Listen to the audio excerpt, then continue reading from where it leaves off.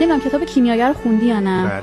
خلاصش این که اگه کسی نخوندتش، یه چوپانیه با 5 تا 10 تا گوسفند که زیر درختی همیشه میشینه و گوسفنداشو میچرونه و میره شهر پشمشون رو میفروشه و برمیگرده، زندگی نرمال داره. این شروع میکنه چند شب پشت سر هم خواب اینو دیدن که یه گنجی توی اهرام ثلاثه است که این بعد بره پیدا کنه، یه گنج عظیم جواهر زیر اهرام ثلاثه.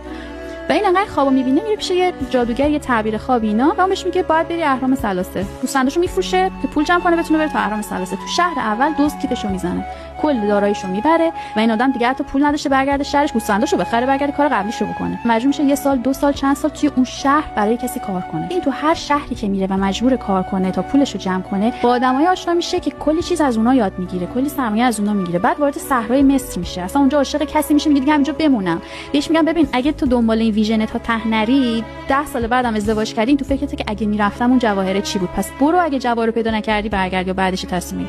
ادامه میده، میره با کلی سختی اینا میرسه به اهرام ثلاثه، شروع کنه کندن زمینو، هیچ نیست اون زیر. یه سری سرباز میان دورش، میگن این حتما جواهر داره میخواد اینجا چال کنه، شروع میکنن قصد کش زدن اینو که جواهراتو بده. میبینن هیچی نداره، این میگه بابا به خدا من دارم اینجا رو میکنم، خودم دنبال همون جواهرم. رئیس این سربازا میاد میگه که برای چی داری اینجا رو میکنی؟ میگه من یه خوابی دیدم که زیر این اهرام گنجه.